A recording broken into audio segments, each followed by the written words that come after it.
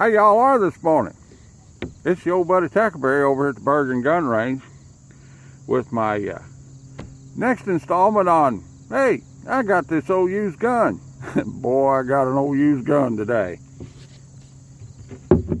The old used gun in question is this guy. This is the, what is this? I better know. This is the 586. Smith & Wesson 586, 4-inch, 357 Magnum. Is it a 586 or 686? And I can't never remember. And I've owned this gun for 40 years. This is the Smith & Wesson L Frame. This is the first model of it that came out. The L Frame came out about 1979, and I bought one in 1980. I bought this one, as a matter of fact. This is a extremely used, extremely blue-worn 357 Magnum that's really been through the ringer over the years because I've owned it the entire time. This guy is a real cannon, 357 Magnum 4-inch revolver. All the bluing is worn off the muzzle, both sides, where it's been in and out of a holster about 100 million times. The bluing is completely gone on the front of the cylinder. Some years ago, I put the regular size stocks off a Model 10 revolver on it because I like the little bit smaller grip instead of the big ham-handed grip that they normally come with. They put the bigger grip on there to help you manage the recoil of a 357 Magnum, but I manage it pretty good. It's not bad. It's in perfect mechanical condition because I've taken real good care of it. I haven't taken real good care of me, but I've taken pretty good care of the gun. I haven't bothered to touch up the blue or anything like that. This gun shoots really well compared to some of the guns that I've had on here. I don't have a peanut gallery today, but I do have a lot of used ammo, so we're going to find out if it's going to shoot worth a hoot or not. Let's try a few. Let's try some. Start out with some of my reloads. This is Sierra 158 grain semi Wadcutter hollow point, loaded to 1,050 feet per second. Try these and see if they work.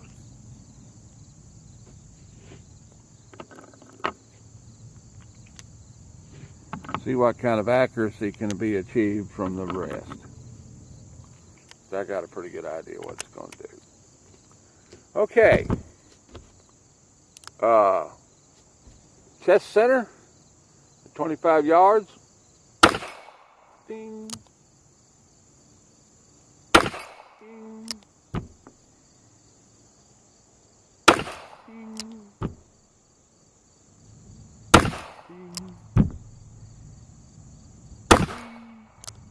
And that's a click right there. Oh. I guess it wasn't. Okay. My problem is I can shoot, but I can't count. Product of the Pulaski County education system. Oh, Lord. I'll get emails on that one. Actually, the Pulaski County education system is pretty good. I was the sorriest student in grade school, and I was so sorry in high school, they just kicked me out and quit trying. Somewhere along the lines, they managed to give me enough education that I was able to get through the world. They gave me enough education that I went on to go to college, get a degree, work as a peace officer for 14 years, transfer to state government and work as a corrections officer and SRT officer for a total of 20 years, retire with a hazardous duty pension, and now I'm, no, I can't mention what I'm doing now, but I'm doing something now, you know.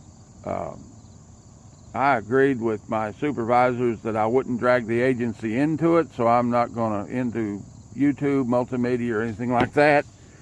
So I'm not going to say that. But, and I'm still working as a sworn officer, let's put it that way. Being the world's sorriest student, I must have had some pretty good teachers, because they gave me enough life skills for me to get through life, as much as I resisted. 10-inch steel plate, 25 yards.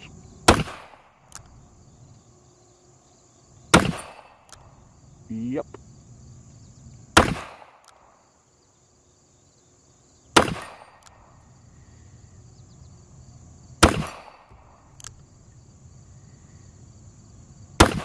Either I'm a really good reloader or this is a really good gun, one of the two. Okay, let's try something different. Let's try, we got 6 of these. Oh, those are shot shells, they ain't no good. Oh, do you know what the, oh, I've got 1 round of 38 Special Super Vel plus P plus. Let's try that and see what happens. Basically out here this morning getting rid of old ammunition, because I was going to shoot up all that old ammunition and get the components and reload it. And I thought, well, let's just make an old video.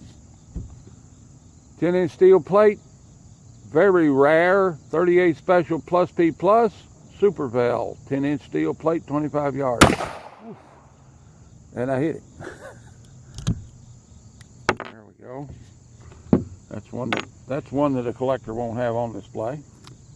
Oh, that shot shell skin. Here's an interesting one. Federal cartridge factory 38 Special Wadcutter. See that guy? It's a Wadcutter. Flat on the end, flush with the end of the case. The purpose of it is to cut a really clean hole in a paper target. The old IPSC days, you know, I've shot millions of these things.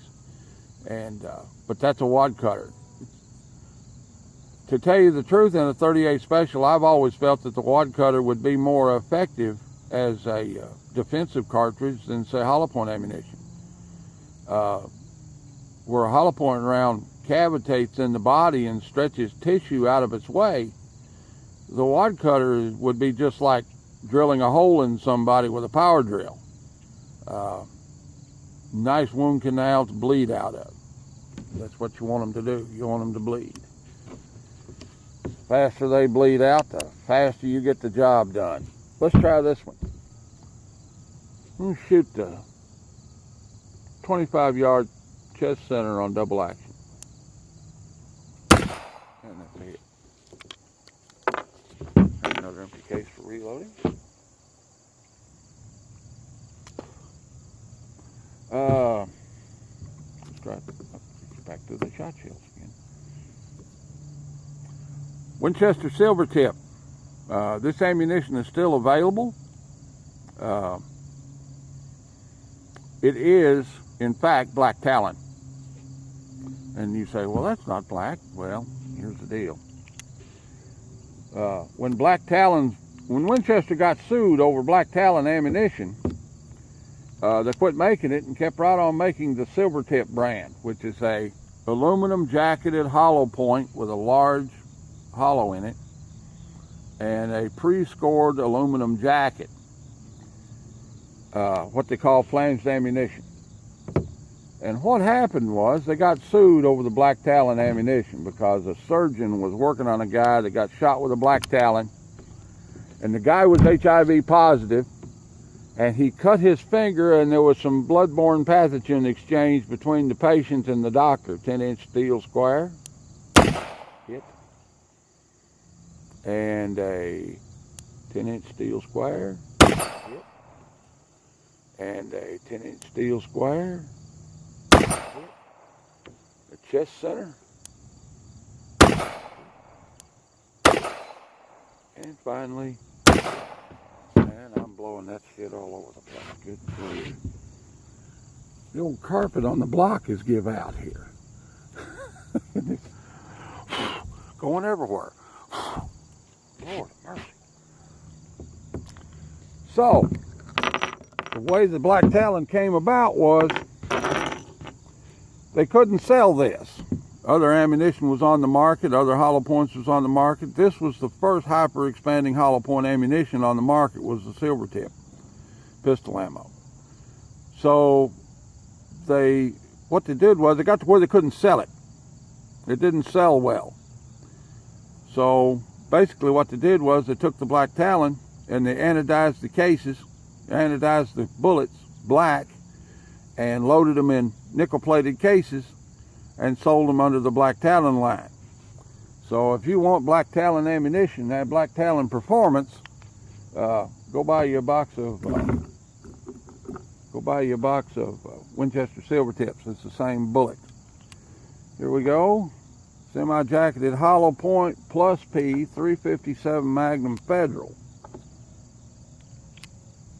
I thought I seen that old rhinoceros around here. Let's try these and see how they work. Get up here off the block. Let me get that block out of the way. I'm tired of that moss flowing around. Whoa, there we go. That's a hit too. Ah, yeah, baby.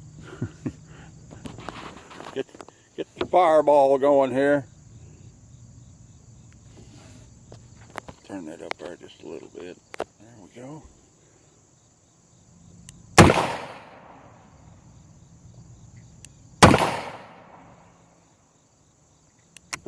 Tackleberry likes a good cannon now. Oops, I snapped on one. Let's go back over here.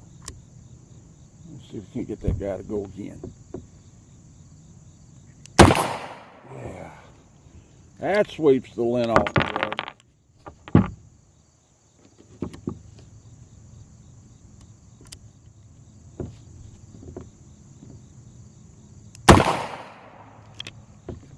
Well, normally you hear a hit down there, but a little bit too much noise. Standard 357 loading in a Federal 357 Magnum jacketed soft point. See if I can get it in there. We'll shoot this section. We're about out of time on this one.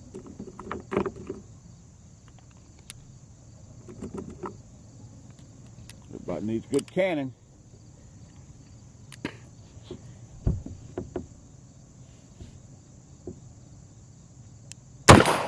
Boom.